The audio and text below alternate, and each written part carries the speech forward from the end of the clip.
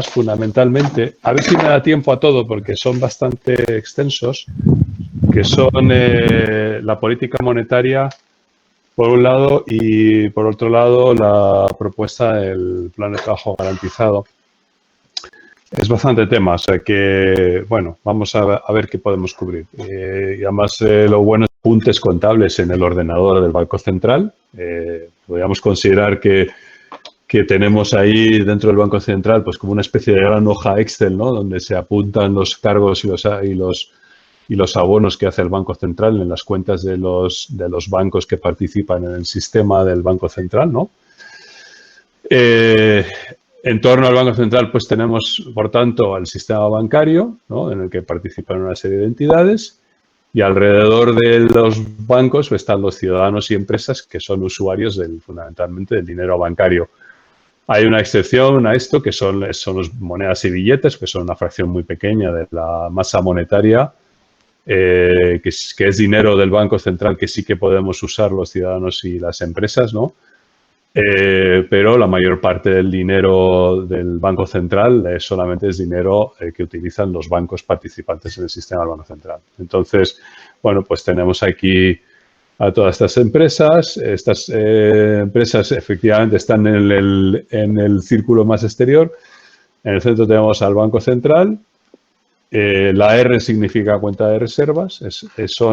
Las cuentas de reservas son simplemente como nuestras cuentas corrientes, pero en vez de ser la cuenta corriente que tenemos nosotros en nuestro banco, son las cuentas que tienen los bancos comerciales en el Banco Central, los bancos comerciales y las cajas de ahorros, ¿no? E insisto que estos son también meros apuntes contables, ¿eh? Esta es una idea que tiene que quedar claro. Esto no es oro, ni nada por el estilo, ni billetes. Son cuentas registradas en un ordenador del Banco Central. A su vez, los bancos abren cuentas de depósito a nombre de ciudadanos y empresas y, como he explicado anteriormente, pues el proceso de creación de esos depósitos es dependiente del crédito. Es decir, cada depósito es la contrapartida de un préstamo o crédito que ha dado un banco a un ciudadano, ¿vale?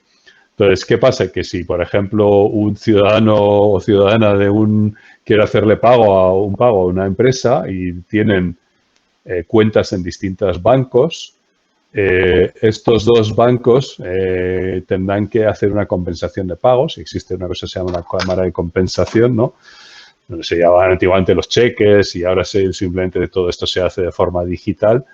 Donde, bueno, pues se calculan, digamos, los pagos que los clientes de uno hacen a los clientes del otro y viceversa. Se calcula la posición neta y se salda, pues simplemente pues con una transferencia a través del Banco Central, ¿no? Es decir, que se hace un apunte contable dentro de esa gran hoja Excel del Banco Central, ¿no?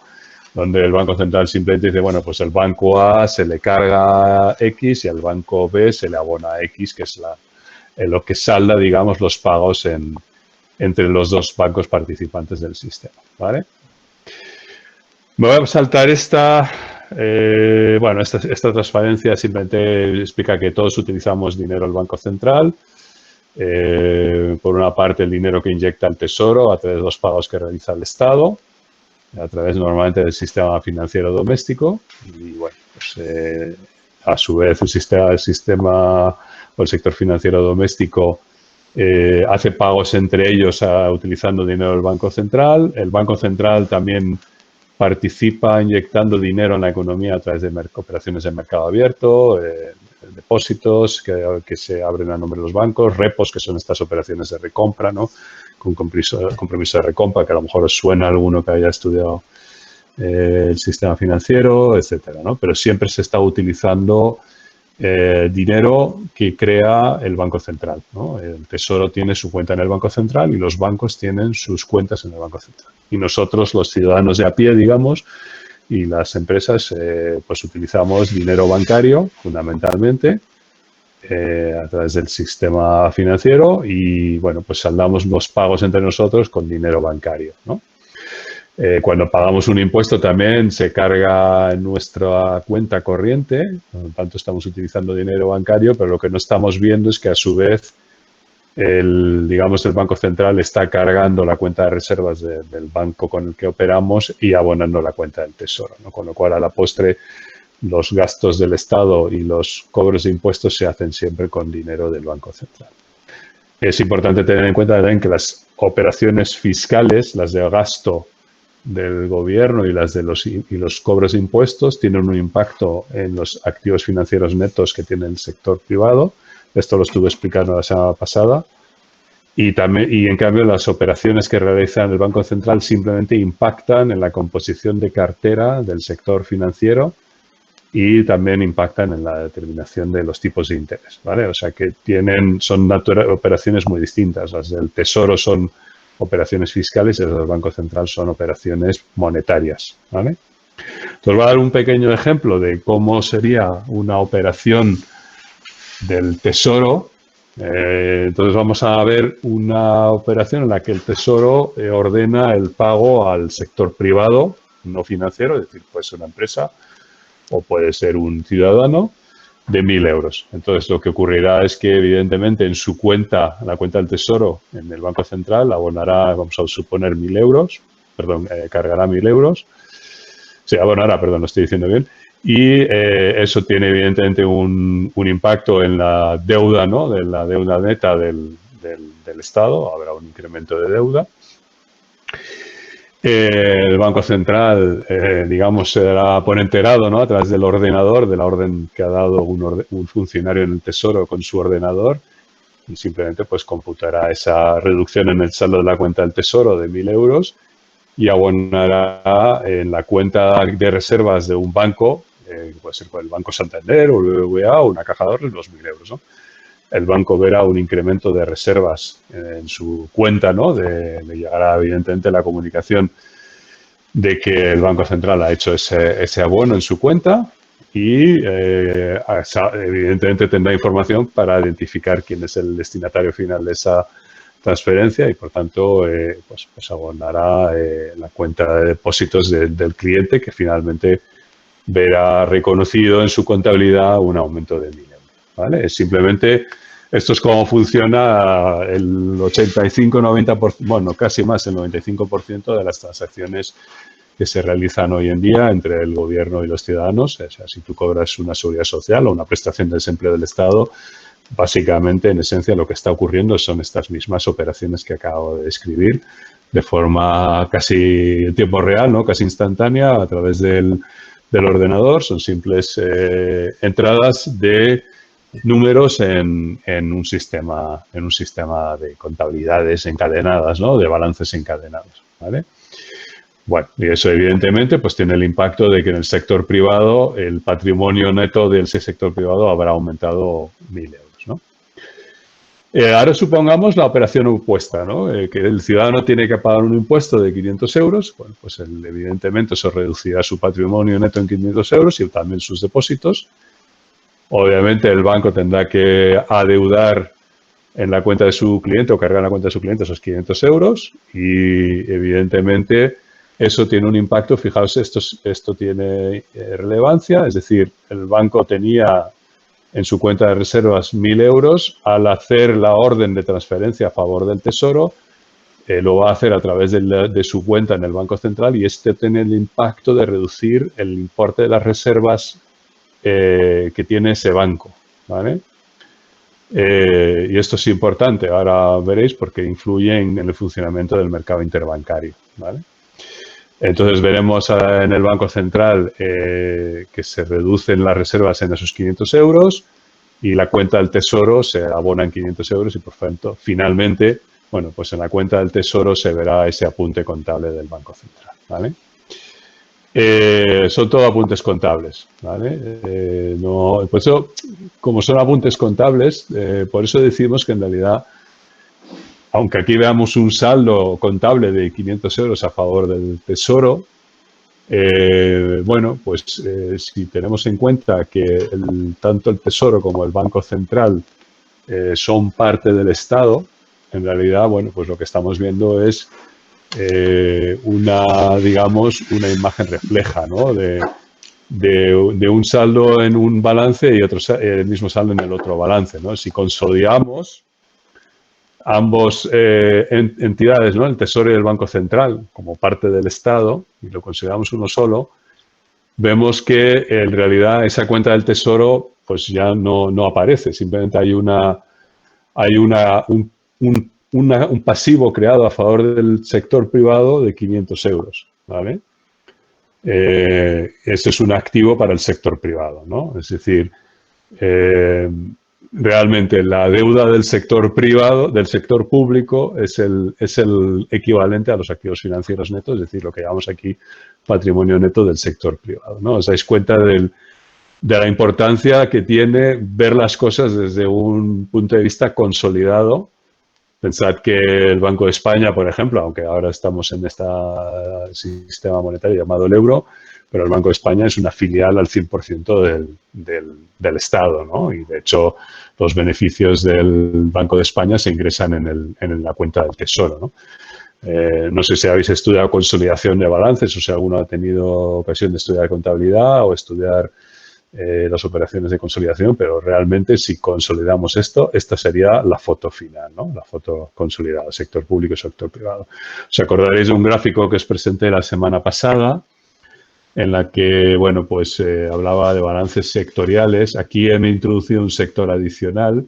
Esto viene de la Contabilidad Nacional de España, que se puede descargar del Instituto Nacional de Estadística y es un gráfico bastante fácil de hacer porque es simplemente coger la capacidad o necesidad de financiación de los sectores institucionales.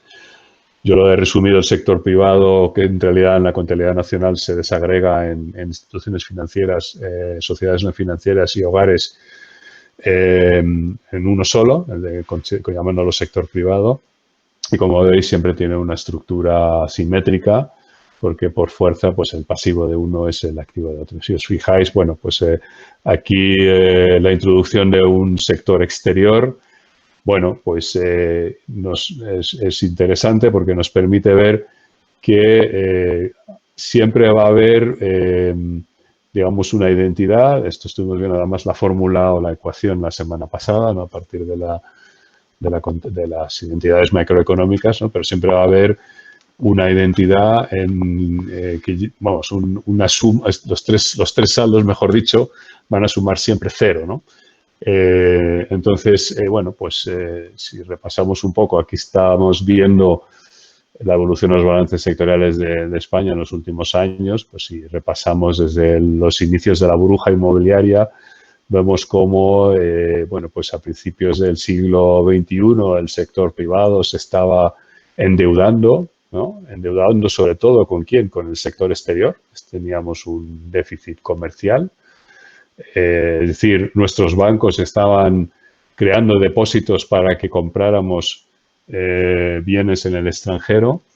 Y bueno, pues el sector público también tenía un pequeño déficit, pero a partir del año 2005 el sector público empezó a tener un superávit, lo cual contribuyó a que el sector privado pues se endeudara cada vez más, ¿no? Y eso, claro, eso estalló, cuando estalló la burbuja inmobiliaria, esto generó lo que se llamaba una crisis de balance, es decir, el sector privado no se puede endeudar indefinidamente porque no tiene capacidad de emisión. Y entonces, pues lógicamente, en ese momento se revirtieron las tornas y ese superávit del Estado desapareció y se tuvo que convertir forzosamente en un déficit del Estado porque, bueno, por una parte la recaudación de impuestos cayó bastante fuertemente y por otra parte aumentó el gasto en prestaciones de desempleo. Eso es lo que llamamos el efecto de los estabilizadores automáticos, ¿no? Que permiten que el gasto público y los impuestos pues compensen de alguna manera las caídas en la demanda agregada del sector privado, ¿no? Bueno, pues esto es el proceso que permitió que nuestra economía se recuperara y de esa crisis de balances y de hecho las políticas de austeridad consistentes en aumentar impuestos y bajar gastos, primero no funcionaron, era imposible que funcionaran. Y segundo, lo único que hicieron fue alargar la recuperación, la crisis económica, ¿no? Y prolongar innecesariamente digamos, la agonía del desempleo excesivo, ¿vale? Bueno, voy a seguir un poco con más ejemplos de operaciones monetarias y entonces vamos a introducir ahora Porque antes hemos estado hablando de operaciones fiscales, ¿no? Gasto público, impuestos, y ahora vamos a ver qué pasa cuando el Estado emite deuda, ¿no? Entonces, deuda pública. Entonces, la concepción tradicional es que la deuda pública financia al Estado. El Estado, digamos, emite deuda pública porque esos fondos, al final, financian al Estado. Nosotros, desde la teoría monetaria moderna, explicamos que, en realidad, las operaciones monetarias tienen más que ver con el canje de unos activos por otros. Habéis visto que en la situación de partida, de la que quedaba del ejemplo anterior, era que los bancos tenían reservas, que son esas cuentas en el Banco Central. El problema de esas reservas es que no pagan intereses, ¿vale? Entonces, no suelen tener mucha rentabilidad y los bancos siempre están intentando minimizar su tenencia de reservas. Entonces, lo que suelen hacer los estados es emitir deuda, que no consiste más que en una operación de canje de esos activos llamados reservas por otro activo que se llama deuda pública. Es como pasar, para que lo entendamos, es como pasar nuestros ahorros de una cuenta corriente a una cuenta de depósito a plazo, por ejemplo, a 3 meses, que paga un poquito más de intereses, ¿no? Entonces, el Estado fundamentalmente lo hace para intervenir en el tipo y conseguir que el tipo de interés en el mercado interbancario se acerque a su objetivo de tipos de interés, ¿no? Entonces, la mecánica es también muy parecida, es simplemente una cuestión, digamos, sucesión de apuntes contables. Entonces, bueno, pues supongamos que el Tesoro decide que, bueno, pues necesita o quiere emitir bonos, ¿no? Emite un bono de 500 euros. Digamos que eso se va a vender en una subasta y que acude un banco a esa subasta y que compra ese bono por 500 euros. Lo que va a ocurrir es que el banco va a pagar la compra de ese bono con un apunte contable en sus reservas, con un cargo en su cuenta de reservas. El Banco Central, obviamente, tomará nota de ese apunte, que además el Banco Central es el responsable de gestionar el sistema de anotaciones en cuentas de la deuda pública en este país.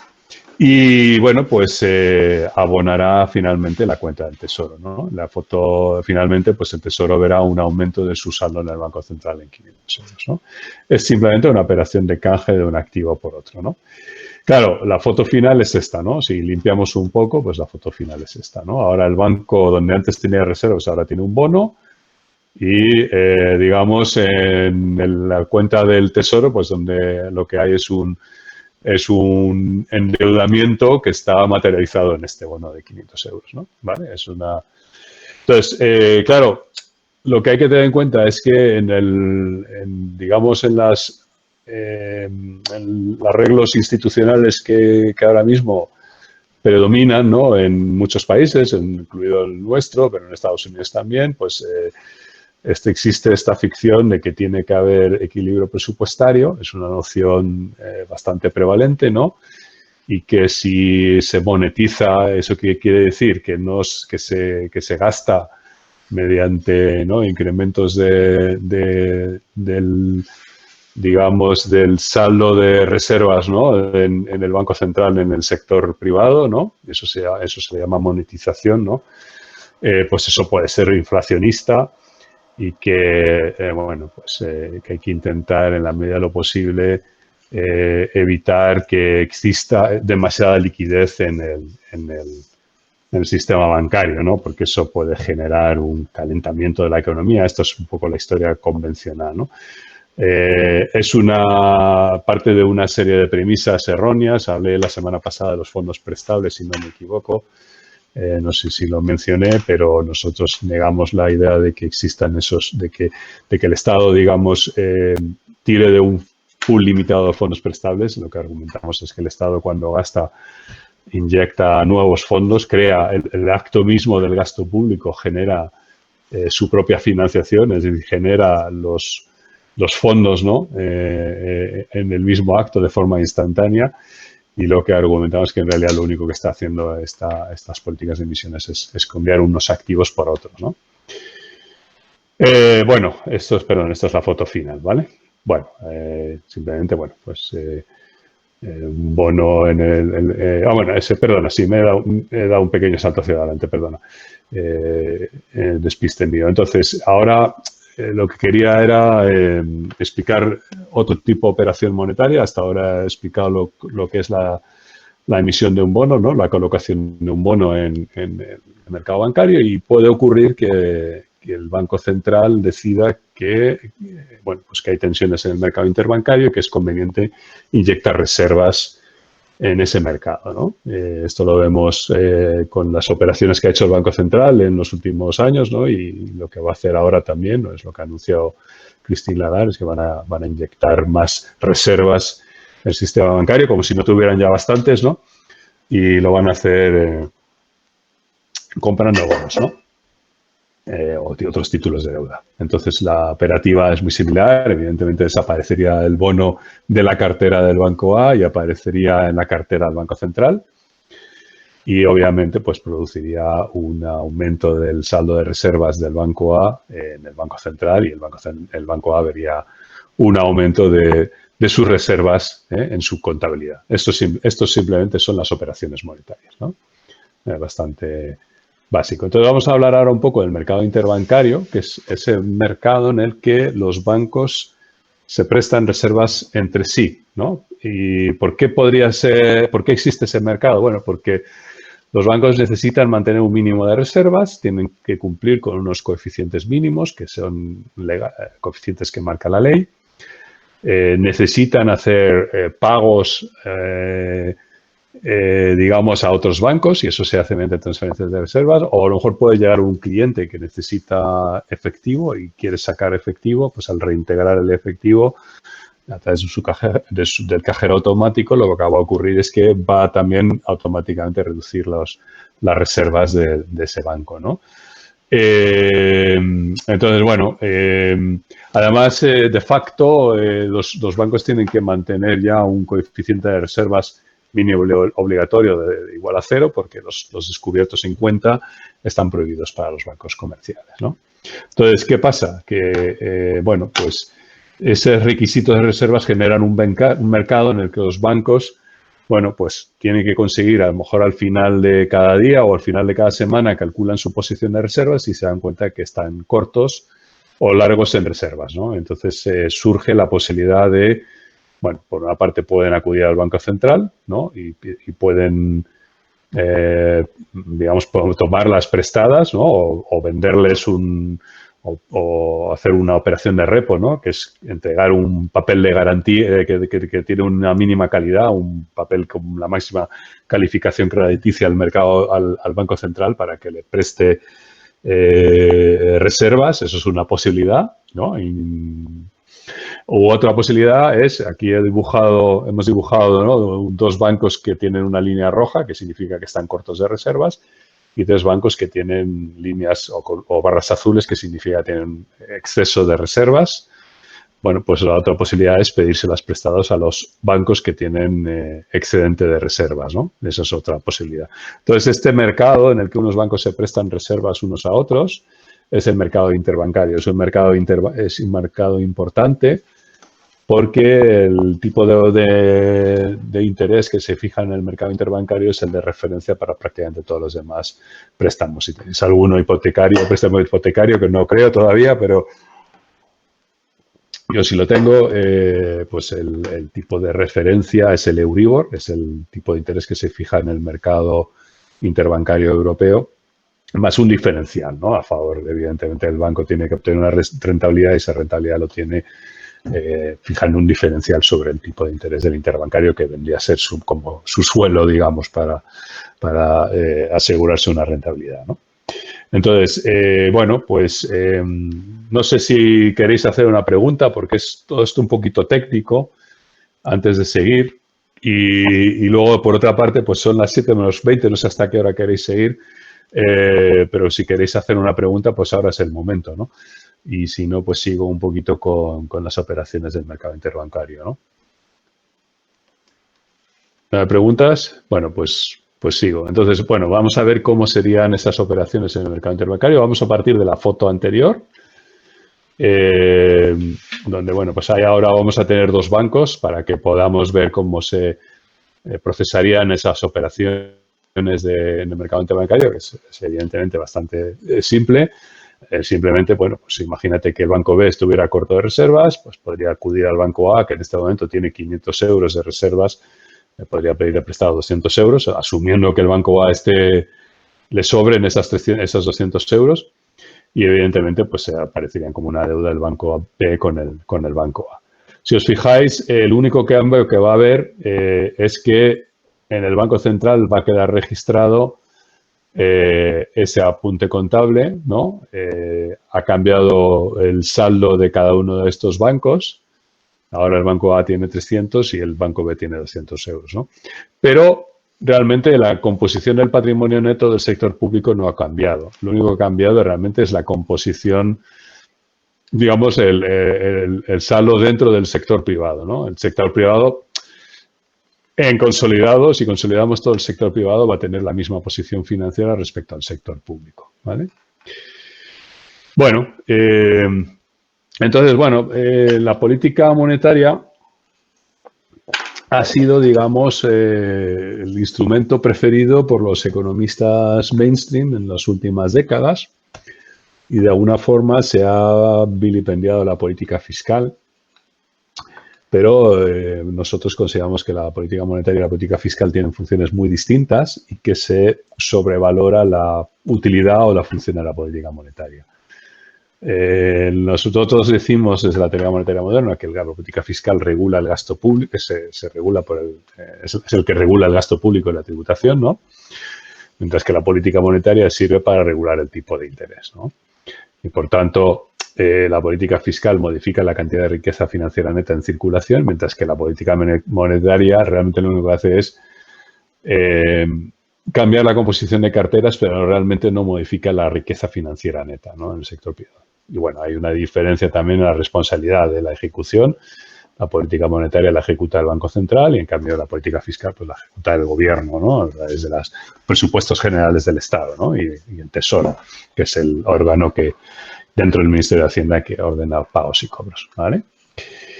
Entonces, en la visión convencional que domina hoy todavía, a pesar de que la evidencia cada vez la está desmontando cuando uno analiza lo que está ocurriendo con los mercados de deuda y los tipos de interés, pero en la teoría tradicional que procede de, bueno, pues ese concepto de la tasa de interés natural, que nosotros consideramos que es un mito, ¿no? Pues hay un circuito, digamos, de rentas, ¿no? Y que es, digamos, la contrapartida del flujo de bienes y servicios, ¿no? Las empresas producen bienes que venden a los consumidores, ¿no? A los hogares, ¿no? Bienes de consumo, y también producen bienes de inversión.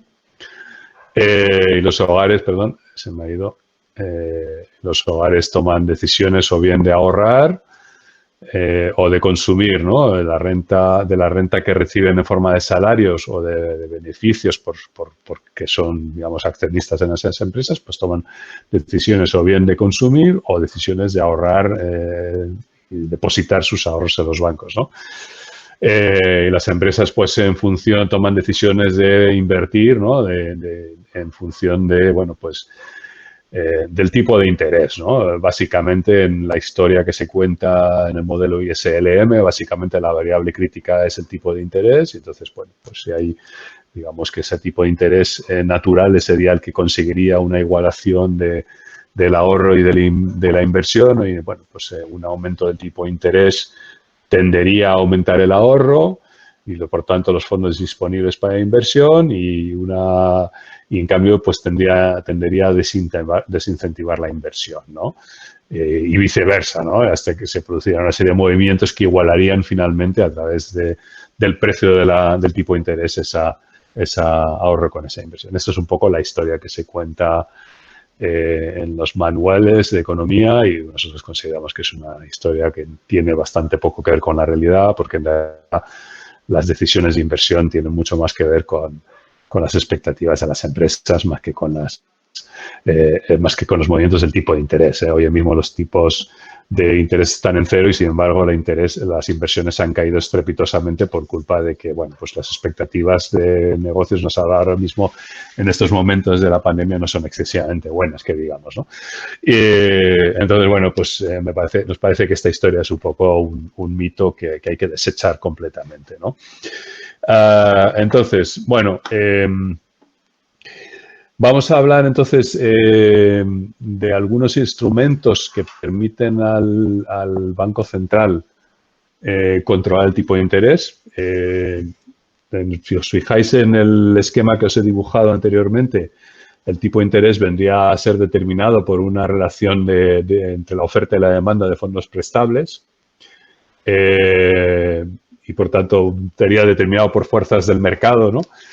Y nosotros lo que vemos en la vida real es que el tipo de interés del interbancario se determina por intervenciones fundamentalmente del Banco Central. Entonces, para ello utiliza varios instrumentos. Uno de los más importantes es el EONIA, el tipo de interés para los depósitos de 24 horas, el overnight que se llama, ¿no? De un día para otro. Y bueno, pues este tipo de interés, el interbancario, bueno, pues digamos va oscilando en un estrecho corredor que es, digamos, controlado por el Banco Central, ¿vale? Entonces tenemos este tipo interbancario y de alguna manera el Banco Central consigue que discurra en un corredor que corre con un techo y con un suelo. Y lo que observamos es que ese tipo de interbancario nunca va a oscilar fuera de ese estrecho corredor, ¿vale? Si el techo es el tipo que pide el Banco Central por los préstamos que hace a los bancos, ¿no? Por disponer de reservas, por tomar reservas prestadas, ¿no? Y eso tiene su lógica, porque si tú puedes pedir unas reservas adicionales del Banco Central, digamos, al 1% y otro banco te está ofreciendo el 1,25, pues vas a ir al Banco Central, ¿no? Y el suelo es el tipo que ofrece el Banco Central por los depósitos overnight, por las reservas excedentarias, ¿no? Que es una especie de depósito a plazo, digamos, a plazo corto que ofrece el Banco Central. Vamos a ver que en la vida real ningún banco, pues evidentemente va a prestar sus excedentes de reservas por menos dinero, ¿vale? Y si vamos a los datos del mercado, pues vemos, estos son datos reales, bueno, pues vemos que ese tipo del EONIA, el overnight, que es esta línea de color magenta, va oscilando siempre entre esta línea amarilla, que son las operaciones de refinanciamiento marginal, y esta línea naranja, que son las tasas de operaciones de depósito overnight, ¿no? Siempre, entonces, el Banco Central tiene capacidad simplemente con estos dos instrumentos para determinar por dónde se va a mover los tipos de interés. Y tiene otros instrumentos, como por ejemplo intervenir en el mercado de reservas comprando o vendiendo títulos de deuda pública para, al vender títulos de deuda pública, inyecta reservas. Y al comprar esos títulos, o sea, perdón, a ver si lo digo bien, cuando un banco central quiere inyectar reservas, como hemos visto en el ejemplo anterior, lo que puede hacer es comprar títulos que están en la cartera de los bancos y viceversa, ¿no? Si quiere tener las reservas, pues lo que puede hacer es vender esos títulos que tienen su propia cartera y a cambio de reservas, ¿no? Entonces, bueno, pues eso es lo que estamos viendo en la vida real. El tipo de interés se determina por las operaciones monetarias del Banco Central y, por tanto, pues tiene la capacidad de controlar el tipo de interés, ¿vale? Tengo otra sección sobre la utilidad de la política monetaria que, bueno, pues como son las 7 menos 20, yo creo que no me va a dar tiempo a hacer, porque me gustaría hablar un poco de trabajo garantizado para concluir. Básicamente, nosotros consideramos que la política monetaria eh, se presume que sirve para controlar el tipo de interés. Esto yo creo que el mainstream cada vez lo acepta más. Pero lo que vemos más bien es que la política monetaria realmente no sirve para controlar la tasa de inflación frente a lo que se suele argumentar. Y de hecho, nosotros argumentamos que los tipos de interés, subirlos no es deflacionista, sino que es inflacionista. Pero esto daría para otra charla. Y tampoco pensamos que la política monetaria es útil para controlar o estimular el crecimiento o desincentivar el crecimiento económico. Hay suficiente evidencia empírica. Si queréis tener una tercera sesión, podríamos tocar este tema, ¿no? Pero se nos va a ir muy larga, se nos va a hacer muy larga la clase. Entonces, si queréis, voy a saltar brevemente al tema del trabajo garantizado. Pero si queréis abro como es otro tema distinto, si queréis abro un turno de preguntas antes de saltar a ese otro tema.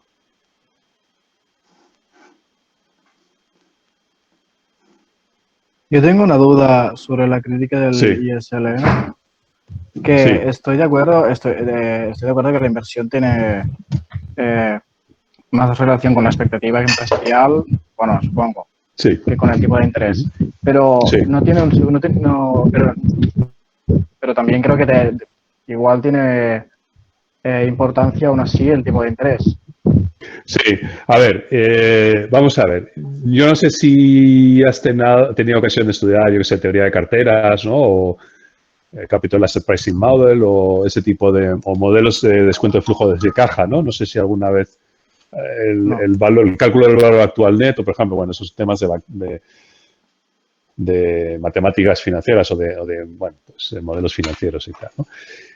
Cuando nosotros valoramos una inversión en el ámbito empresarial, ¿no? Yo he estado muchos años en el sector privado y bueno, son técnicas que se utilizan mucho, aunque tienen mucho más de theory que de verdadera método científico, ¿no? Pero bueno, realmente los empresarios cuando están valorando una inversión utilizan o bien explícitamente o bien implícitamente en su cabeza una fórmula en la que descuentan el valor futuro de los flujos de caja que esperan obtener con esa inversión, ¿no?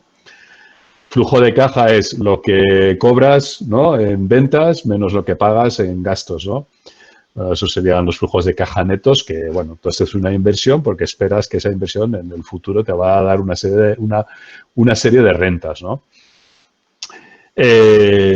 Claro, esas son rentas que se van a dar en el futuro y entonces lo que hace es descontarlas a valor presente. Descontar es simplemente aplicar el tipo de interés para decir, bueno, un euro hoy no vale lo mismo que un euro dentro de 10 años, ¿no? Yo prefiero tener un euro hoy que tener un euro dentro de 10 años, ¿no? Porque, bueno, pues ahí, obviamente ahora puedo disponer de él y dentro de 10 años no. Entonces, esa técnica de descuento de flujos de caja, pues utiliza un tipo de interés, que es la tasa, que es una tasa de básicamente media ponderada del coste de la financiación de esa empresa, ¿no? Que suele tener un margen sobre el interbancario porque hay que computar el riesgo y los márgenes de los bancos, etcétera, ¿no?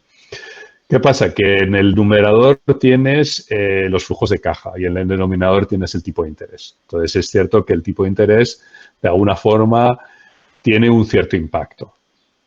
Pero realmente para que una inversión se abandone por culpa de un tipo de interés, o porque suba un poquito el tipo de interés, es que tiene que ser una inversión de una rentabilidad tan marginal que es muy probable que cualquier cambio de expectativa tendría mucha más influencia que el tipo de interés. No es que no tenga influencia, simplemente decimos que es el factor, que es uno de los factores de menor peso, porque el tipo de interés está en el denominador. Y bueno, pues si haces las matemáticas, una subida, por ejemplo, en las expectativas, pues se puede trasladar a que esperas que los flujos de caja sean 1 millón de euros, ¿no?, cada año, y a lo mejor, en cambio, una subida del tipo de interés o una bajada del tipo de interés de medio punto porcentual, ¿no?, cuando ya están prácticamente en cero, pues es que va a tener un impacto tan despreciable, ¿no? Solamente yo recuerdo una ocasión histórica donde realmente sí que una subida de interés tuvo impacto y fue el famoso shock Volcker, que no sé si alguno habréis estudiado o conoceréis, Pero bueno, en los años 70 hubo una subida muy fuerte de los precios causada por los precios del petróleo. Esto creo que lo comenté en la pasada sesión. Y Volcker, que era entonces el presidente de la Reserva Federal, tomó la decisión de subir los tipos de interés de golpe al 20%, ¿no? Claro, una subida de unos tipos normales del 3-5%, ¿no?, que había en aquellos años, al 20% de la noche a la mañana, sí que tiene un impacto muy fuerte. Pero claro, de hecho causó una crisis económica mundial, llevó a la crisis de deuda latinoamericana, la década perdida en América Latina, aumentó las tasas de desempleo de forma brutal en todo el mundo, vamos, en todo el mundo, en Estados Unidos también. Y bueno, pues yo creo que no se ha repetido un shock como ese. Sí que ha habido ajustes de tipos de interés, pero desde entonces los bancos centrales han preferido, digamos, ir poquito a poquito, ¿no? Y claro, esos cambios poquito a poquito realmente no tienen tanto impacto, ¿no? Yo creo que son mucho más importantes las expectativas que se forman los empresarios, las expectativas que tienen los banqueros a la hora de financiar esas operaciones de inversión, ¿no? Que el tipo de interés, ¿no? Y por otra parte, sí, también los tipos... Sí. Y por eso decía que no tendría cierto sentido incluir en el modelo los tipos de interés como factor determinante, ya que es lo que se puede controlar. Es decir, las expectativas del empresario no se puede cuantificar claramente y es difícil de controlar por parte de un legislador, por eso le decía. Claro, pero bueno, el legislador tampoco ahora mismo, ¿no? Porque como los bancos centrales se han hecho independientes, ¿no? Pero realmente, bueno, me estás casi pidiendo que dé la charla que me estaba saltando, ¿no? No sé si queréis dar una tercera charla sobre este tema precisamente, ¿no? Pero mira, lleva la Unión Europea, a la zona euro, perdón, digamos 10 años, ¿no?, con tipos de interés prácticamente cero o negativo y no vemos ningún despegue de la inversión. O sea, de hecho te voy a enseñar un gráfico de correlación, ¿no? O sea, la realidad empírica es, a ver si voy, mira, este gráfico, ¿no? La realidad empírica es esta, ¿no? El tipo interbancario, este gráfico se acaba en 2015, pero vamos, que esta línea ha seguido para abajo de 6 años más. O sea, que no hacía falta dibujar más gráfico para el ejemplo, ¿no? Y ese es el tipo interbancario de la eurozona. Es verdad que luego los tipos bancarios son un poquito más altos, ¿no? Y sin embargo, pues la inversión, bueno, esto es en la inflación. Es que quería una de inversión, perdón, que la tengo por aquí. A ver si la encuentro. Sí, esta. Mira, este es el crédito al sector privado, que fue creciendo durante los años de nuestra famosa burbuja, que fue una burbuja de crédito en toda la zona euro y en Estados Unidos también. Hasta 2008 incluso creció el crédito con muchísima fuerza. Y el tipo de bancario sí que, bueno, pues estaba mucho más alto que desde entonces. Ha bajado, ahora mismo está en negativo. Ha estado oscilando entre cero y negativo en los últimos años y, sin embargo, el crédito... bueno, hubo un pequeño, este gráfico, si lo extendiera un poquito más, sí que habríamos visto un pequeño repunte en el 2017, 16-17, hubo una cierta recuperación económica, pero no ha sido desde luego el crecimiento. Y que realmente el tipo de interés, pues bueno, puedes manipularlo, puedes llevarlo a cero, puedes llevarlo a negativo, pero no parece que realmente esté siendo una variable que, aunque la puedas controlar, realmente tenga influencia en la inversión. Aquí está fallando otras cosas, está fallando las políticas de austeridad que llevan a una depresión o una deflación permanente, que contribuyen a deprimir expectativas, etcétera, ¿no?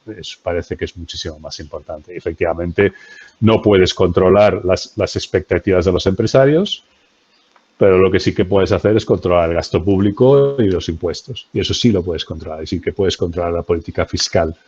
Entonces, si tú tienes una situación como la de ahora, hoy precisamente antes de esta clase estaba en una reunión con gente del País Vasco con un plan de choque para responder a la crisis que ha generado la COVID-19 y claro, todas las medidas que estábamos proponiendo son medidas para rellenar la brecha de gasto que ha dejado el sector privado. Es decir, el consumo se ha hundido. la inversión de las empresas se ha hundido. Están todos los datos, nos dicen que los índices adelantados de pedidos industriales, etcétera, se han hundido, las exportaciones se han hundido y lo único que puedes controlar, y da igual que bajen los tipos de interés, lo único que puedes controlar en este momento es el gasto público. Es lo único que puedes aumentar. ¿Qué es lo que nos está parando? Pues las reglas de gasto, el Tratado de Maastricht, la Ley Orgánica de Estabilidad Presupuestaria y todo el armazón institucional de la zona euro, que son una serie de reglas de naturaleza bizantina que nos impiden, y también la ideología de nuestros gobernantes, ¿no? La mentalidad de nuestros gobernantes que conscientemente pues creen en el equilibrio presupuestario, y todo eso está parando que se haga un plan de rescate de la economía mucho más potente, ¿no? No sé si con eso te vale como explicación, ¿no? Hola, Stuart. Sí, hola, Unai, ¿qué tal? Sí, bueno, primero déjame disculparme porque no he llegado a tiempo porque tenía una presentación, pero ya veo que ha empezado la sesión y todo correcto. Vale. He estado comentando ahora, como lo has sugerido, la posibilidad de hacer una tercera sesión con los compañeros y parece que hay quórum, así que lo digo por organizar de tal forma que hoy... Vale, si quieres, mira, son las 7 y yo no sé hasta qué hora queréis hoy estar, como sé que es viernes, aunque creo que estáis en fase 0 igual que nosotros, ¿no? O sea que todavía no podéis salir, ¿no? Pero... no sé si queréis seguir 15 minutos más o preferís que junte la parte esta que me he estado saltando de política monetaria con la de trabajo garantizado para esa tercera sesión, si os parece, como queráis. Depende, si queréis seguir un ratito más, seguimos como un cuarto de hora más hoy y seguimos entonces con esta parte de política monetaria y luego el próximo día tratamos de trabajo garantizado. Quizás eso sea un poco más coherente, ¿no? Vale, perfecto. ¿Sí? ¿Hacemos eso? Vale. Bueno, pues entonces sigo con la parte que me iba a saltar hoy y el próximo día, vale, pues entonces rebobino un poco, perdona. Entonces, bueno, pues estábamos aquí en esta transparencia. Entonces, hemos visto que efectivamente la política monetaria sirve para controlar el tipo de interés y una de las cosas que se nos ha dicho a mí, vamos, yo esto me lo creía también, hasta hace unos años. O sea, porque yo también he recibido una formación económica neokeynesiana o neoclásica, dependiendo del profesor, ¿no? Y entonces siempre se nos ha dicho que, el tipo de interés, si se sube, desalienta el consumo y la inversión, y por tanto tiene un efecto, digamos, en la reducción de precios, ¿no? O sea, en el control de la inflación, ¿no? Y viceversa, ¿no?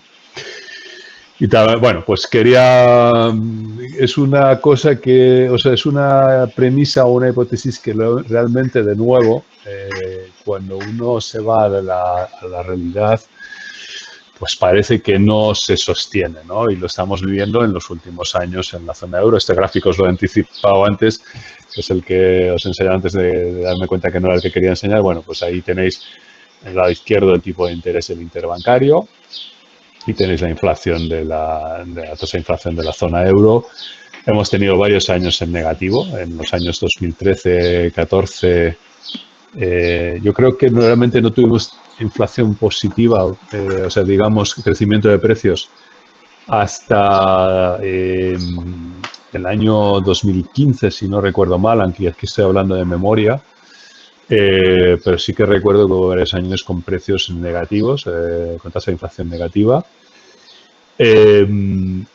Como veis, el Banco Central Europeo lleva desde 2009 con tipos de interés muy poco por encima del 0%, llegaron al 1% allá por 2010, 11, mejor dicho, cuando parecía que la economía europea empezaba a despegar, pero se hizo el giro desafortunado a la austeridad en el año 2010 y eso llevó a la zona euro a una segunda recesión. Y desde entonces, pues desde 2012, desde la época de Draghi y ya desde 2013 los tipos de interés han sido cero o negativo, ¿no? O sea que llevamos desde 2013 hasta 2020, llevamos 7 años con tipo de interés cero o negativo. Y sin embargo, pues los precios, ahora si miráis el IPC del último mes, del publicado, de marzo, estaban otra vez en negativo como consecuencia de la pandemia, ¿no? Hubo unos trimestres el año pasado que fue el positivo y ahora entre el hundimiento del precio del petróleo y el colapso, digamos, de la demanda internacional y nacional por culpa del estado de alarma, pues otra vez estamos en tipos negativos, ¿no? Entonces, bueno, pues pueden seguir intentándolo, ¿no? O sea, el Banco Central de Japón lleva desde la crisis inmobiliaria, desde el pinchazo de su burbuja inmobiliaria en los años 90, y lleva intentando insuflar un poco de inflación en la economía japonesa desde hace 30 años, ¿no? O ya va en camino de 40 años y no lo consiguen, ¿no? Y Estados Unidos ahora sí que ha tenido un poco más de inflación porque su economía ha tenido un poco más de alegría gracias al keynesianismo militarista de Trump, pero en fin, tampoco es que tengan un proceso de hiperinflación ni mucho menos, ¿no? Entonces, bueno, pues es evidente que hay una correlación no inversa entre tipos de interés e inflación, ¿no? Entonces, bueno, por lo menos si uno se atiende a los datos empíricos, ¿no? Lo cual no quiere decir que esté argumentando que haya esa correlación, ¿eh? O sea, que esa relación causal exista, ¿no? Y aquí voy a introducir una idea que es un poco provocativa y que realmente, pues, sí que rompe mucho con el pensamiento mainstream, y es la idea de que el tipo de interés es pura inflación, ¿no? O sea, que subir tipos de interés es inflacionista y bajarlos es deflacionista. Y para esto quiero volver al concepto que mencioné en la sesión anterior, que es el de el concepto del monopolista de la divisa. El monopolista de la divisa, como todo monopolista, puede determinar o bien la cantidad que ofrece de lo que produce o bien el precio, ¿no? Si fija la cantidad, el mercado digamos, no le queda más remedio que aceptar esa cantidad y, por tanto, determinará el precio, ¿no? Y, en cambio, si fija el precio, será el mercado el que determine qué cantidad quiere de ese bien, ¿no? Eso es de microeconomía, ¿no? De cuando analizamos monopolios, ¿no? Entonces, pues, si consideramos que el Estado tiene, digamos, tiene el monopolio de la divisa, podría hacer como pretendían los monetaristas de Milton Friedman, ¿no? De los años 70 y 80, que intentaron controlar la oferta monetaria y no lo consiguieron porque no se dieron cuenta de que la oferta monetaria es una variable muy difícil de controlar, sobre todo porque gran parte de la oferta monetaria tiene un carácter endógeno, ¿no? Porque hemos hablado que hay un dinero bancario y que al final el Banco Central siempre está dispuesto a suministrar cuántas reservas necesita el sistema bancario. ¿Para qué?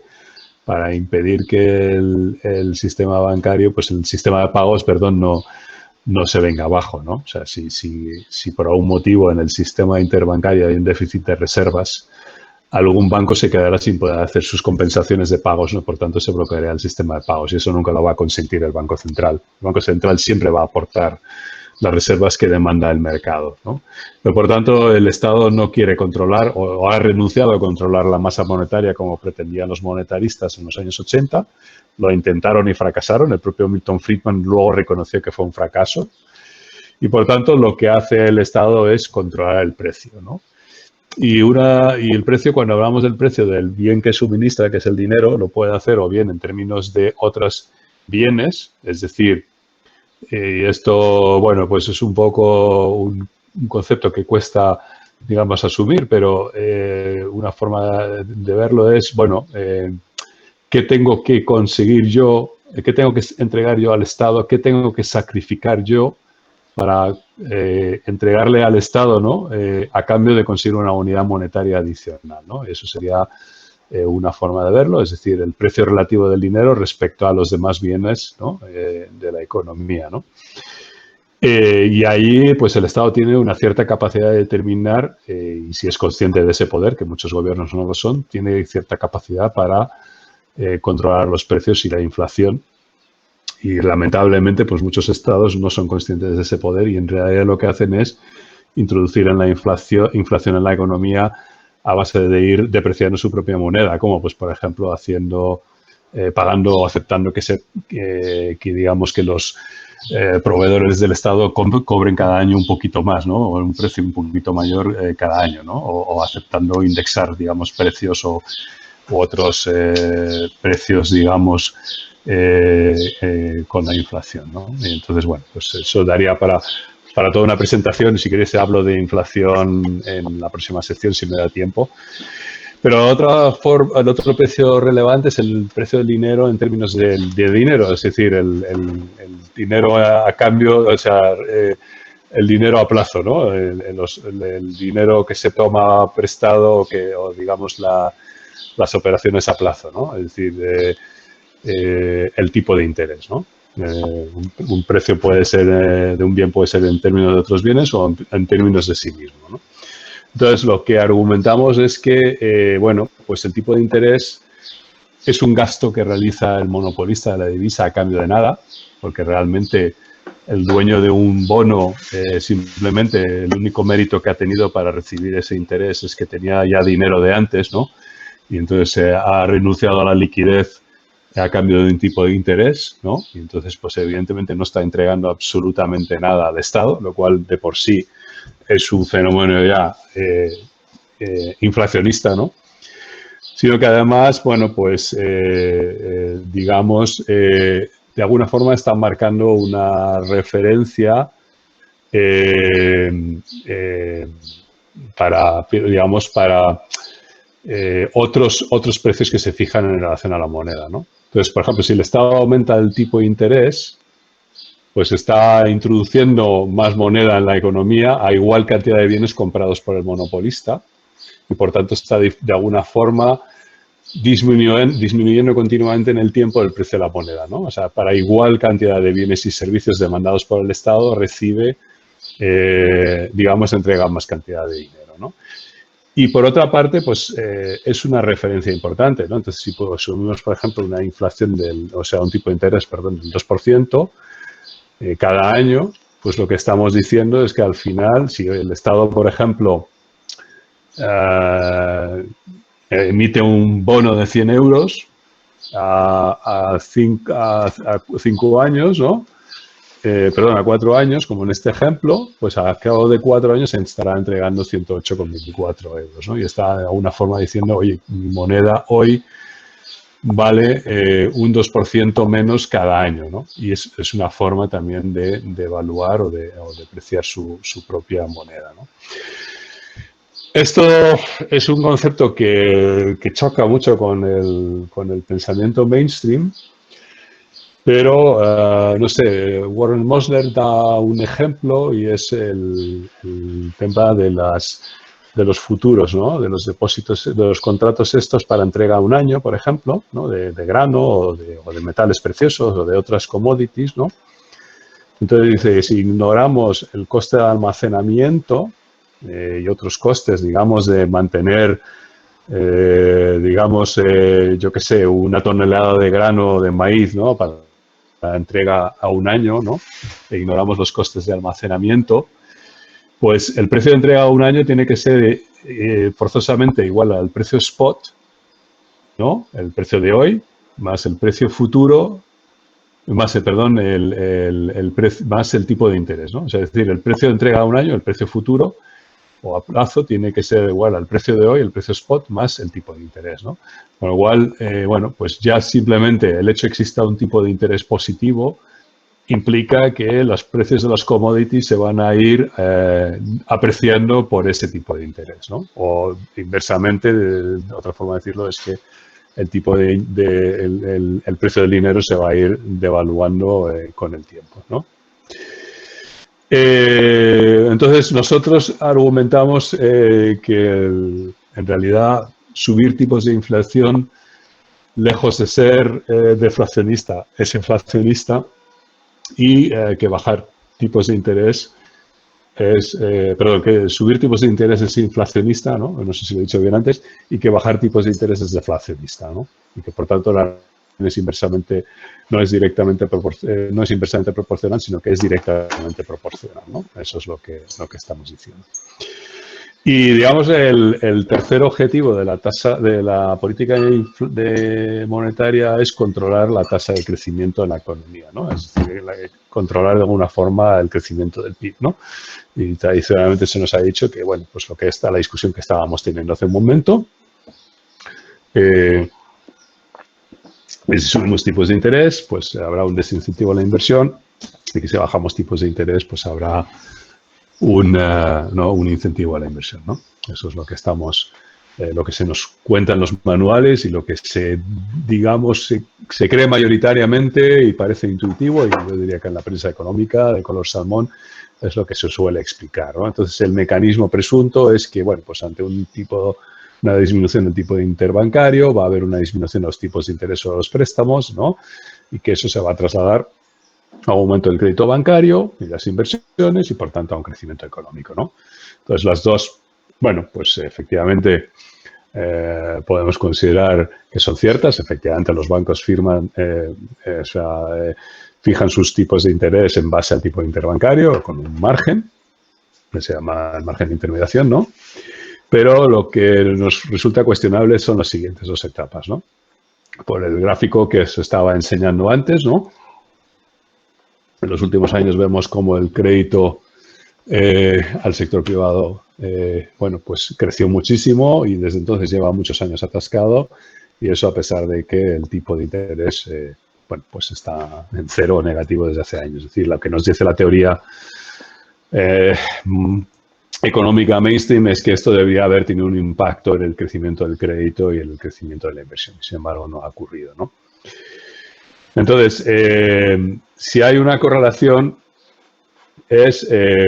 bueno, pues sería más bien entre el crédito, o sea, entre el Producto Interior Bruto o el crecimiento de la economía es con el crédito. Es decir, y esos créditos, desde un punto de vista post-keynesiano o la concesión de crédito, pues depende muchísimo de las expectativas. Es decir, depende al final de que en las oficinas bancarias entren personas con proyectos, digamos, o negocios, digamos, rentables, ¿no?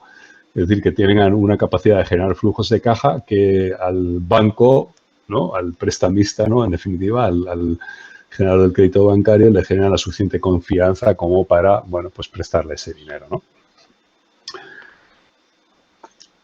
Por tanto, pues como lo estaba argumentando antes, son las expectativas, ¿no? Son las expectativas de los banqueros, las expectativas de los empresarios, también hasta cierto punto las expectativas de los consumidores, pero realmente donde se forman las expectativas realmente es entre la clase capitalista, ¿no? Digamos que entre la clase capitalista tenemos a banqueros y tenemos a empresarios, ¿no? Y son esas expectativas que se forman entre todos las que realmente determinan que haya crecimiento económico, y no parece que la política monetaria, subir o bajar tipos de interés, vaya a tener mucho impacto en el Producto Interior Bruto, ¿no? Así que es al revés de alguna forma, ¿no? Pero además hay un efecto, y con esto ya voy a terminar, que es el efecto renta, que se suele ignorar y que, sin embargo, puede ser bastante más importante de lo que se piensa, ¿no? Entonces, cuando hay una variación en el tipo de interés, bueno, pues si estamos considerando el sector privado, donde puede haber bancos y otros agentes del sector privado, supongamos que hay un tipo de interés del 10% y que, bueno, pues un banco da un crédito de 100 euros, lo cual, como he explicado anteriormente, implica la concesión de un depósito o la creación de un nuevo depósito de 100 euros. Bueno, pues si el tipo de interés es el 10%, significa que de facto ese sector privado está endeudado en 110 a favor del sistema bancario, ¿no? Es decir, al año va a tener que crear los 100 euros más los 10 euros de interés, ¿no? Es decir, hay una transferencia neta de rentas desde el sector no bancario al sistema bancario, ¿no? Hacia los dueños, los accionistas de los bancos van a tener un patrimonio neto mejor, y los deudores del sector privado, por ejemplo, los compradores de una casa o de un coche, ¿no? A crédito, pues van a estar en una situación patrimonial un poco peor, ¿no? Es decir, van a empeorar su patrimonio neto en 10 y el sistema bancario en 10. Claro, esto tiene un impacto en el consumo, porque no todas, digamos, los agentes hacen lo mismo con una variación de sus rentas. Y aquí entiendo que habréis estudiado por la propensión marginal a consumir y la propensión marginal a ahorro, si habéis estudiado, digamos, a Keynes, ¿no? Y bueno, pues es evidente que un tipo de interés, bueno, pues supone una reducción de rentas de los deudores y un incremento de rentas de los acreedores, ¿no? Un aumento del tipo de interés, y lo mismo cabe decir de una bajada de tipo de interés, ¿no? En este caso mejora la posición de los deudores y empeora la posición o el patrimonio neto de los acreedores, ¿no? Entonces, claro, ¿qué pasa con esa renta? Pues dependerá de la propensión al gasto de las partes implicadas, ¿no? Si podemos suponer, y esto no es demasiado, digamos, demasiado irreal, que los acreedores, que suelen ser personas de renta más alta, ¿no? O los accionistas de un banco, por ejemplo, ¿no? O, tienen menor propensión marginal a consumir, y en cambio los deudores, es decir, quienes, pues no sé, los jóvenes que están tratando de comprarse una casa o un coche, ¿no? Que tienen normalmente menos renta, pues se van a gastar prácticamente toda su renta. Pues es obvio que podemos decir que tienen propensiones marginales al consumo o al gasto distintas, ¿no? Entonces, claro, si asumimos que hay un aumento del tipo de interés de 10 euros, pues lo que vamos a ver es que hay un aumento del consumo del 50%, ¿no? Sobre esos 10 euros que reciben los acreedores, y en cambio los deudores van a reducir sus rentas en 10 euros y por tanto van a reducir su consumo en el 80% de eso, ¿no? En 8 euros. Es decir, va a aumentar el consumo de los acreedores en 5 euros y va a reducirse el consumo de los deudores en 8 euros, con lo cual el efecto neto es la reducción del consumo en el sector privado en 3 euros, ¿no? Y bueno, pues mutatis mutandis, en el sector, si bajamos los tipos de interés, pues el impacto sería el inverso, ¿no? Un aumento del gasto total dentro del sector privado, porque ha habido una transferencia de rentas desde los acreedores a los deudores. ¿Qué pasa? Que también tenemos que tener en cuenta que hay un sector público, que es el que, con sus operaciones, como he estado explicando anteriormente, no voy a detenerme tanto en esta transferencia, pues crea activos financieros netos para el sector privado. Si nos vamos un momento voy a ir a dar un salto atrás, pero si nos vamos atrás a esta transparencia, donde se ve la capacidad o necesidad de financiación, pues veis que la situación normal, esta situación de la burbuja inmobiliaria de los primeros 2000 fue excepcional, que la situación normal en prácticamente todas las economías es que el sector privado sea ahorrador neto y las administraciones públicas sean deudores netos. Esto es un concepto importante porque realmente hoy, por ejemplo, en España, la deuda pública, y más que va a crecer ahora por culpa de esta crisis, ¿no?, del COVID-19, y va a aumentar el endeudamiento y además el PIB va a caer, ¿no? Con lo cual, ahora mismo, pues la deuda pública en porcentaje del PIB está por encima del 100%, ¿no?, del PIB.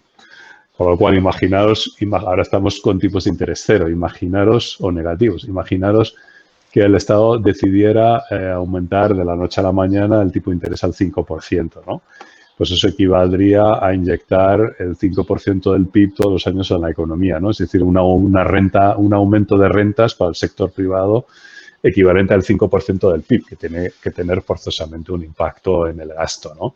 Parte se va a ahorrar, pero parte se va a gastar inevitablemente, ¿no? Entonces, no puede ser un efecto menor de ninguna manera. Tiene que ser un efecto muy importante, ¿no? Entonces, esto es lo que llamo el efecto externo, el efecto de renta externo. Entonces, ante un aumento del tipo de interés, pues habrá una transferencia de rentas desde el Estado al sector privado y viceversa, ¿no? Ante una bajada de tipo de interés va a haber una reducción de rentas para el sector privado y un aumento de rentas para el Estado, por así decirlo, ¿no? Claro, ¿qué va a pasar con el gasto? Pues dependerá de la propensión marginal del gasto del sector privado. Si suponemos que es el 70%, por decir un número, bueno, pues un aumento del tipo de interés tendría que inducir un incremento del gasto de 7 euros, ¿no? Por cada 10 euros. Y viceversa, ¿no? Una reducción de tipos de interés del 10% tendría que inducir una bajada del tipo del gasto de 7 euros, ¿no? Por cada 10 euros de bajada del tipo de interés o de los intereses. Entonces, bueno, ¿cuál es el efecto neto? Hemos visto un efecto interno y un efecto externo, ¿no? ¿Cuál es el efecto neto? Bueno, pues dependerá de cuál, en este ejemplo concreto que he elaborado, que no creo que sea muy alejado de premisas no parte de premisas muy alejadas de la realidad, pues lo que veríamos es que un aumento del tipo de interés tendría un efecto, de hecho, de aumento del gasto total en la economía, ¿no? Y porque la propensión marginal del sector privado a consumir es mayor que el efecto el efecto neto de las propensiones marginales a consumir de ahorradores y deudores, ¿no? Es decir, no sabemos qué va a pasar cuando hay una variación del tipo de interés. Puede ocurrir cualquier cosa, pero al saber lo que va a ocurrir, no basta con el análisis simple de tener en cuenta únicamente un impacto en las decisiones de inversión de empresarios, ¿no? Basadas en en el coste que va a tener el acceso a la financiación, ¿no? Hay otros impactos, ¿no? Y esos impactos pueden ser mucho mayores, ¿no? Esos impactos renta, debidas a la propensión marginal al consumir, pueden ser muchísimo mayores que el impacto que tiene el coste de la financiación para inversores o para tomar una decisión de hacer un consumo a largo plazo, de un bien de consumo duradero, ¿no? Como un coche o una nevera o una lavadora, ¿no? Entonces, bueno, pues, yo creo que aquí ya he alargado mucho esto del quantitative easing. Simplemente, podría concluir simplemente con aunque ya lo he explicado. Yo creo que esto me lo voy a saltar, simplemente demostrar que el quantitative easing es un mero intercambio o canje de activos, ¿no? De reservas por títulos, esto ya lo hemos visto anteriormente. Pero lo que es importante de estas operaciones del quantitative easing es que lo único que hacen es disminuir el tipo de interés a causa del aumento de las reservas excedentarias, por eso los tipos de interés son cero. No aumentan la cantidad de activos financieros netos en circulación en el sector privado, porque lo único que han hecho es intercambiar reservas o títulos de deuda en las carteras de bancos y fondos de inversión por reservas, y además tienen el efecto de que los bancos pierden el ingreso de los intereses sobre esos títulos de deuda, con lo cual, en general, el efecto del QE o del quantitative easing es actuar como un impuesto sobre la economía, es decir, sacar rentas de la economía más que ayudar a que se recupere la economía, y por eso somos bastante críticos con el quantitative easing. Lo digo porque hoy ha salido en 5 días el suplemento de economía del País, un artículo de 2 personas que no han estudiado teoría monetaria moderna, pero que hablan como si la conocieran, aunque no la conocen, diciendo que, que estas son operaciones de TMM blandas o algo así, no recuerdo la expresión que usaban, ¿no? Y que podrían tener el efecto de generar inestabilidad financiera y burbujas especulativas. Yo creo que estos señores no han estudiado lo podéis buscar. No sé si nos darán derecho a réplica, pero realmente nosotros nunca hemos abogado por el quantitative easing. Siempre nos hemos opuesto a estas operaciones. Pensábamos que el único efecto positivo que han tenido en Europa es conseguir que los estados pudieran seguir emitiendo deuda pública, pero en el resto del mundo realmente no han servido para absolutamente nada, y que realmente tienen más un efecto de freno al crecimiento que de ayuda al crecimiento económico, ¿no? Y bueno, aquí concluyo. Ya el próximo día hablamos de garantía de empleo y de desempleo, si os parece, ¿vale? Sí, yo tengo una pregunta, Stuart. Sí. Entiendo que, claro, siendo los bonos de algún modo una operación monetaria, el Estado puede arbitrariamente decidir el tipo de interés que paga en ellos. El Estado, efectivamente, el Estado, si quiere, si renuncia a hacerlo, como a veces hacen, ¿no?, los bancos centrales, pero efectivamente el Estado, de hecho, es el Banco Central con sus operaciones de compra-venta de bonos, bueno, ha llevado la prima de riesgo italiana y española prácticamente a cero, ¿no? Y el Banco Central, la Reserva Federal también ha hecho lo propio y el Banco Central de Japón también. Sí, es así. Claro, porque teóricamente, claro, aquí hubo una sentencia, o sea, habéis seguido, no sé si habéis seguido el tema de la sentencia del Tribunal Constitucional alemán, digamos, pidiéndole explicaciones al Banco Central Europeo sobre las compras de activos, ¿no? No sé si habéis estado pendientes de ese tema, ¿no?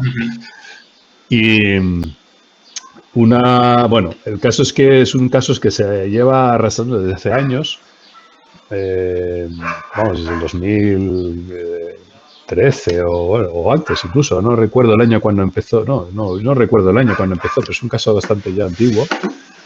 Y el Tribunal Constitucional alemán le pidió al Tribunal de Justicia Europea que aclarara si las operaciones que estaba haciendo de compra el Banco Central Europeo eran legales conforme al tratado de los tratados europeos, ¿no? Y el Tribunal de Justicia recurrió a un informe de un abogado, el abogado general, del precepto español, un tal Cruz Bullardón, y bueno, pues entre otras cosas se decía en ese informe que eran parte del mecanismo de transmisión de la política monetaria, ¿no? Que estas operaciones formaban parte del mecanismo de transmisión de la política monetaria, ¿no? Que deben decir que eran fundamentales para determinar los tipos de interés en el mercado, pero que para que fueran legales, como está prohibido que los bancos centrales financien a los estados por el artículo 123 de los tratados de la Unión Europea, creo que lo comenté el otro día, pues que había que dejar que los precios se formaran en el mercado, ¿no? Los precios de los títulos de deuda pública. Sabéis que hay una relación inversa entre precio de deuda pública y rendimiento, ¿no? Eso lo sabéis, ¿no? Entonces, claro, esto es una ficción, porque al final el que acude a las subastas de letras y bonos del Tesoro sabe que a la vuelta, a los 2 días, va a venir el Banco Central a comprarle una parte de esos bonos, con lo cual eso de que se forman los precios en el mercado es una ficción absoluta. Son las operaciones de compra y venta y repos del Banco Central las que determinan los precios de esos bonos, y de hecho el Banco Central podría determinar per secula seculorum, podría tomar la decisión de que la deuda pública tuviera un rendimiento cero, y si el rendimiento de la deuda pública en el mercado secundario es cero, en el mercado primario también sería cero, ¿no? Podría el Estado emitir deuda tipo de interés cero. Y de hecho lo ha estado haciendo. O sea, las letras del Tesoro han estado saliendo en las subastas a menos 0,40, en 0,25 en los últimos años en deuda pública española, ¿no? Ahora no lo he visto en los últimos meses, ha habido un pequeño repunte de la prima de riesgo, ¿no? Y la prima de riesgo repunta simplemente porque el Banco Central no interviene. Y no interviene porque quiere mantener una proporción en las compras que hace en función de la clave de reparto de la participación de los países europeos en el Banco Central Europeo, ¿no? Porque podría perfectamente decir, mira, voy a comprar más deuda italiana que deuda alemana para bajar la prima de riesgo italiana. No lo hace por una restricción institucional autoimpuesta, pero técnicamente podría hacerlo. Dejar los tipos de interés en cero. De hecho, abogamos por tipos de interés cero permanentes desde la teoría monetaria moderna. Nosotros decimos que el único tipo de interés natural es cero. O sea, el tipo de interés natural no existe, es una ficción académica, ¿no? Que no existe en la realidad. No hay forma de determinar el tipo de interés natural, ¿no?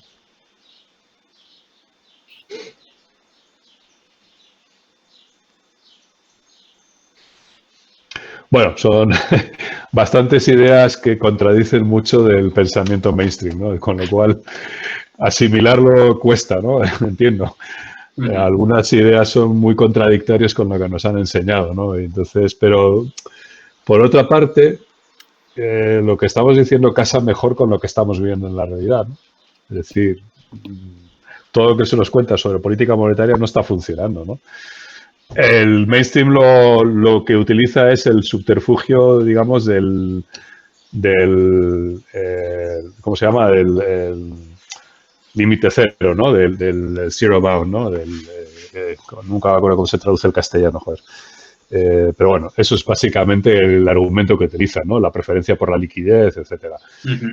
Nosotros decimos es que realmente la política monetaria no funciona y punto. O sea, que lo que funciona es la política fiscal, ¿no? Que la política monetaria sirve para lo que sirve, ¿no? Y los bancos centrales se deben limitar a 4 funciones básicamente, que es controlar el tipo de interés, asegurar el funcionamiento del sistema de pagos, asegurar un respaldo a la deuda pública y hacer la supervisión del sistema bancario, ¿no? Y punto pelota. No es responsabilidad de los bancos centrales crear empleo o desempleo, conseguir que el PIB decrezca, eso no lo puede hacer un banco central y que pretenderlo es una ingenuidad. El único agente que tiene el poder para influir en el ciclo económico y sacarnos del marasmo es el sector público, con sus políticas de gasto y políticas fiscales, ¿no? La única forma.